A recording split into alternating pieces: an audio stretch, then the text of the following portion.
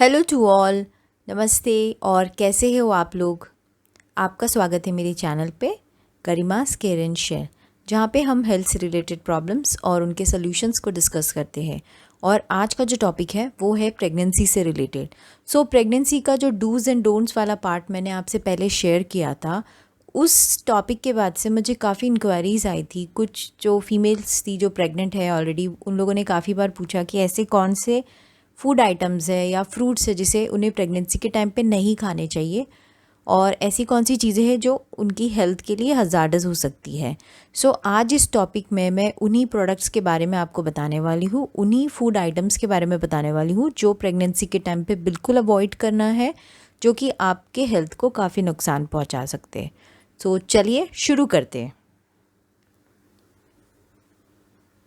अभी सबसे पहले हम बात करने वाले हैं पाइनएप्पल के बारे में। पाइनएप्पल को हिंदी में अनानास कहा जाता है। ये जो ऐसा फ्रूट है जो प्रेगनेंसी में आपको बिल्कुल अवॉइड करना है, बिकॉज़ इसमें जो एक ब्रोमेलिन नाम का एक कंपोनेंट होता है वो अर्ली लेबर करवा सकता है। मतलब अर्ली लेबर मतलब जो आपका नॉर्मल लेबर होता है उसको ये और ज़्यादा बढ़ा सकता है, और वो भी आपके डिलीवरी डेट्स के पहले। ये क्या करता है, पाइनएप्पल में जो कंपोनेंट होता है ब्रोमेलिन, वो क्या करता है का जो आपका जो सर्विक्स होता है उसको सॉफ्टन कर देता है। सॉफ्ट कर देता है तो उसके कारण क्या होता है कि यूट्राइन कॉन्ट्रैक्शंस बढ़ जाते हैं, जिसके कारण मिसकैरेजेस और अबॉर्शन होने का डर होता है। तो इसके लिए pineapple during pregnancy is not at all advisable, और ख़ास करके फर्स्ट ट्राइमेस्टर में, मतलब फर्स्ट 3 मंथ्स में इसे बिल्कुल भी नहीं खाना है। सो प्लीज़ पाइनएप्पल को अवॉइड कीजिए। अभी जो मैं बात करने वाली हूँ उस फ्रूट का नाम है पपाया, जिसे हिंदी में पपीता कहा जाता है। ये ऐसा फूड प्रोडक्ट है जिसे आपको फिर से बिल्कुल ही अवॉइड करना है प्रेगनेंसी के टाइम पे। इसे कोई भी फॉर्म में, मतलब इसे कच्चा या पका कोई भी फॉर्म में आपको कंज्यूम नहीं करना है, क्योंकि ये भी सेम अबॉर्शन होने के चांसेस को बढ़ा देता है। इसमें एक सब्सटेंस होता है जिसका नाम होता है लेटेक्स, जो कि आपका जो यूट्रस होता है उसके जो कंट्रैक्शंस होते हैं उसको ये बढ़ा देता है, जिसके कारण अबॉर्शंस होने के चांसेस हो जाते हैं और मिसकैरेजेस के भी चांसेस हो जाते हैं। और इसमें एक और कंपोनेंट होता है पेप्सिन नाम का, जो कि जो आपका फीटल ग्रोथ होता है, मतलब जो आपका फीटस के अंदर, यूट्रस के अंदर जो आपका बेबी पल रहा होता है उसकी ग्रोथ को रोक देता है और ग्रोथ से रिलेटेड एबनॉर्मलिटीज़ को पैदा करता है। इसलिए पपीता आपको प्रेगनेंसी के टाइम पे बिल्कुल भी नहीं खाना है। सो इसे भी आपको अवॉइड करना है।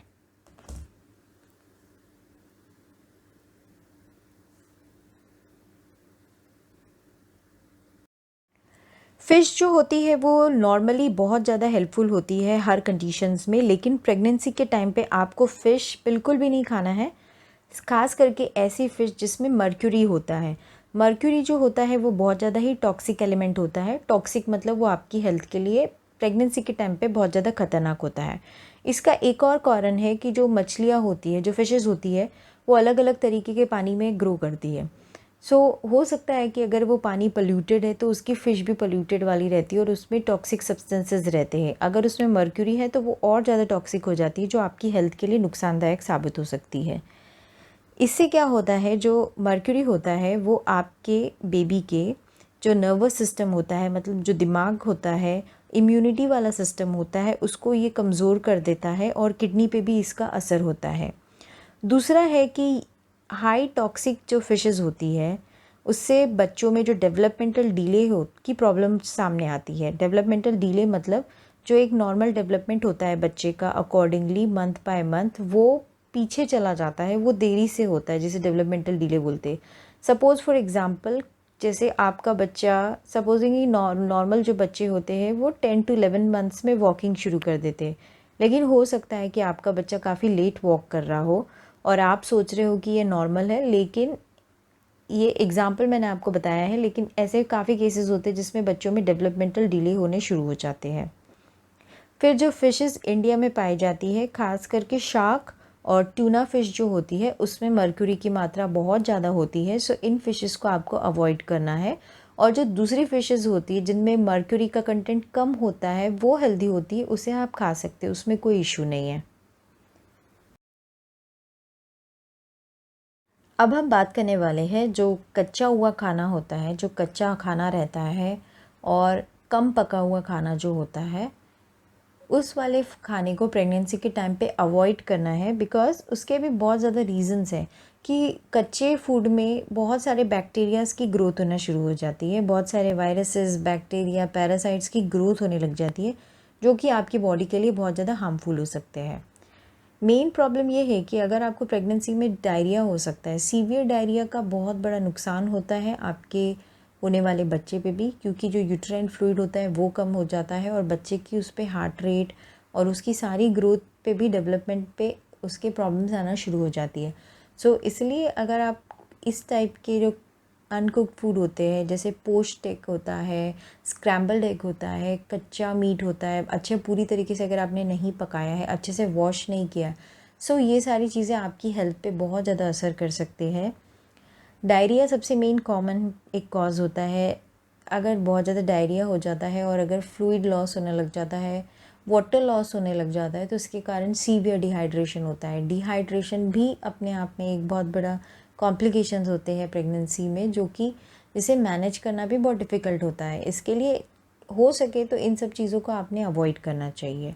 इन सब के कारण जब डायरिया होता है, डिहाइड्रेशन होता है, तो बहुत ज़्यादा बॉडी में वीकनेस भी आ जाती है। तो ये भी एक रीज़न है कि आप फिट नहीं रह पाते काफ़ी दिन के लिए। तो इस टाइप के फूड को आपको अवॉइड करना है। कच्चे खाने से प्रॉब्लम ये होती है कि स्टिल बर्थ होता है। स्टिल बर्थ मतलब जब बच्चा होता है तो कई बार वो ऑलरेडी डेड हो जाता है यूट्रस के अंदर और उसका बर्थ हो जाता है, तो उसको स्टिल बर्थ बोलते हैं।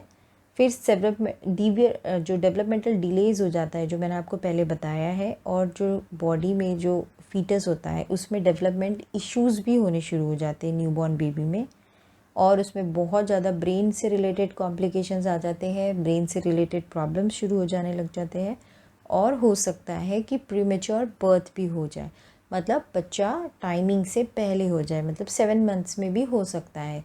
सो ये भी एक रीज़न है कि आपको इस टाइप के फूड्स को अवॉइड करना है।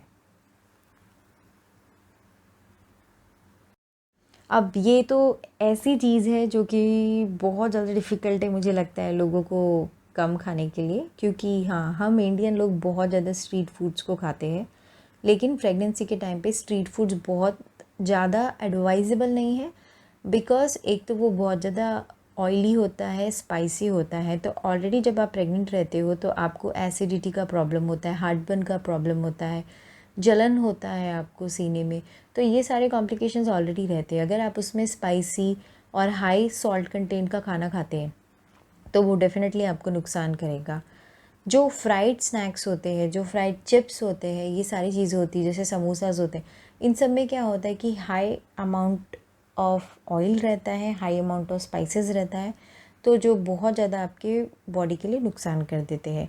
सेकंड, ये किस कंडीशन में बना हुआ है, कितना हाइजीनली बना हुआ है, ये आप जज नहीं कर सकते हैं, लेकिन ये आपकी बॉडी को नुकसान कर सकता है। सेम इस टाइप की चीज़ें खाने से आपको डायरिया हो सकता है, लूज़ मोशन हो सकते हैं, वॉमिटिंग हो सकती है, जिसके कारण आपके बच्चे को भी सफ़र करना पड़ सकता है।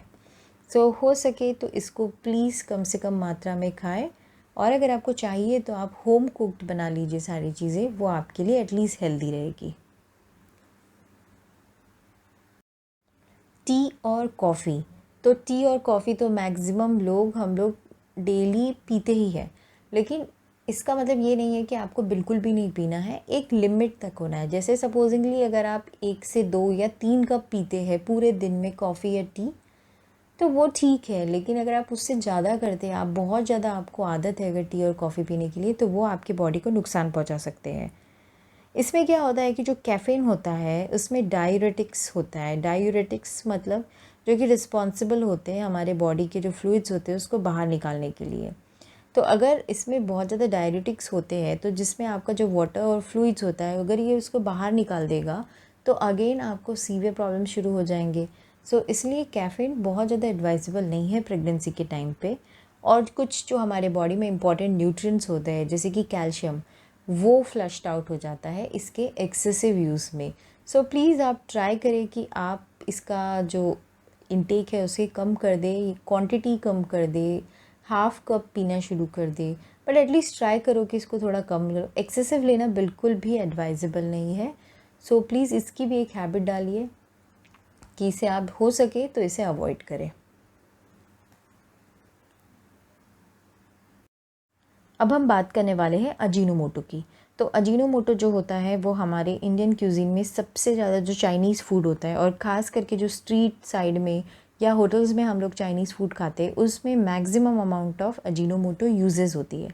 अगर वही चीज़ अगर आप होममेड खाओगे तो एटलीस्ट आपको वो कम कम मात्रा में मिलेगी, लेकिन सोया सॉस जो होता है उसमें अजीनोमोटो बहुत ज़्यादा होता है। सो वो प्रेगनेंसी के लिए बिल्कुल भी एडवाइजेबल नहीं है, और वो आपके बॉडी के लिए बहुत ज़्यादा हार्मफुल है। इसमें सबसे मेन चीज़ होती है कि जो अजीनोमोटो होता है वो आपके फीटस के ब्रेन के लिए, ब्रेन डेवलपमेंट के लिए बिल्कुल ही एडवाइजेबल नहीं है। वो बहुत ज़्यादा ब्रेन डिफेक्ट्स पैदा करता है, और जो ग्रोथ होती है बॉडी की, जो फीटल ग्रोथ होती है, उसको भी ये काफ़ी नुकसान पहुंचाता है। इसीलिए आप ट्राई करो कि बाहर का एटलीस्ट चाइनीज़ फूड आप अवॉइड कर लो। घर का होम फूड आप एटलीस्ट ट्राई कर सकते हो। एक्सेसिव अमाउंट में नहीं खाने में, थोड़ा सा जस्ट टेस्ट के लिए आप खा सकते हो। अब हम बात करने वाले हैं अल्कोहल की। तो अल्कोहल पर्टिकुलरली उनके लिए जिनका अल्कोहल कंजम्पशंस ज़्यादा होता है। सो बेसिकली अल्कोहल क्या करता है कि जो आपका ब्लड होता है, फीटल ब्लड जो होता है, मतलब जो आपका प्लेसेंटा होता है, अगर आप अल्कोहल पीते हैं तो आपके ब्लड में अल्कोहल का कंटेंट पाया जाता है। सेम चीज़ आपके प्लेसेंटा से ट्रांसफ़र होकर आपके बेबी के ब्लड में भी जा सकता है, जो कि बहुत ज़्यादा नुकसान करता है उसकी हेल्थ के लिए। सो इसलिए अल्कोहल बिल्कुल भी एडवाइजेबल नहीं है। इसके कारण मिसकैरेजेस हो सकते हैं, प्रीटर्म लेबर हो सकता है, लो बर्थ वेट हो सकता है आपके बेबी का, स्टिल बर्थ अगेन मैंने आपको एक्सप्लेन किया है, एबनॉर्मल ग्रोथ हो सकती है फीटस की, और जो लर्निंग डिसेबिलिटीज़ होती है बच्चों में चाइल्ड बर्थ के बाद में, मतलब उन्हें लर्निंग में उन्हें समझता नहीं है, लर्निंग में प्रॉब्लम होती है।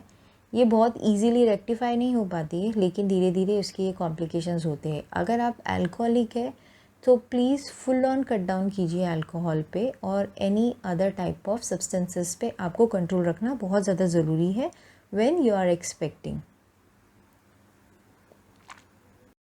अब हमने सारी चीज़ों के बारे में तो बात कर लिया है, अल्कोहल के बारे में बात कर चुके हैं। अब एक मेजर चीज़ है जो आपको बिल्कुल भी नहीं करना है, वो है smoking. So yes, smoking in any forms, और इसमें मैं हुक्का को भी इंक्लूड करना चाहूँगी, क्योंकि हुक्का जो होता है वो स्मोकिंग से एटलीस्ट 50% ज़्यादा आपकी हेल्थ को ख़राब करता है। एक स्मोकिंग का पफ आप लेंगे और एक हुक्के का पफ लेंगे, वो आपको ज़्यादा नुकसान पहुँचाएगा। So any type of this kind of things you have to avoid.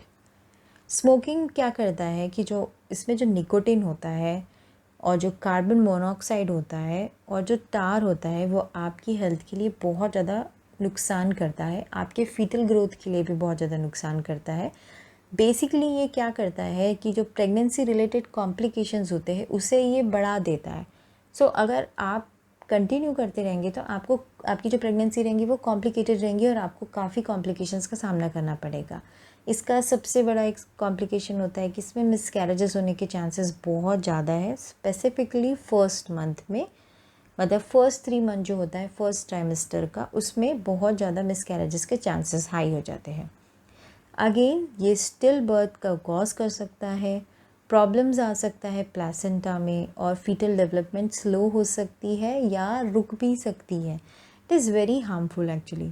Ectopic pregnancy जो होती है, मतलब जो प्रेगनेंसी होती है वो फेलोपियन ट्यूब्स में जो हो जाती है, वो एक्टॉपिक प्रेगनेंसी होने के भी चांसेस जो स्मोकर मदर होती है उसको होता है। प्रीटर्म बर्थ हो सकता है, और जो आपका बेबी है उसका जो बर्थ वेट होता है वो काफ़ी कम हो सकता है। सो प्लीज़ ट्राई कीजिए कि स्मोकिंग को आप टोटली अवॉइड करें। Anyhow you have to try this, because इससे बहुत ज़्यादा हेल्थ हज़ार्ड्स है आपके लिए भी, जो एक्सपेक्टिंग मदर है, और जो बेबी है फीटस उसके लिए तो ये काफ़ी ज़्यादा नुकसानदायक है। So please try to avoid smoking at any cost. I hope आपको मेरा ये वीडियो समझ गया है। अगर आपको कोई डिफ़िकल्टी है तो प्लीज़ कमेंट सेक्शन में नीचे बताइए, I will definitely try to solve it. और प्रेगनेंसी रिलेटेड चीज़ें हैं जो आपको चाहिए जिसके ऊपर मैं टॉपिक बनाऊं, तो प्लीज़ वो भी मुझे बताइए।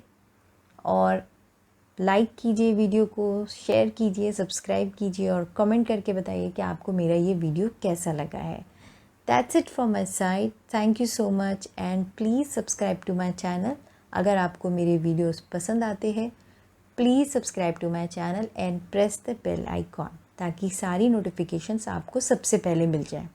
Thank you so much and see you, take care.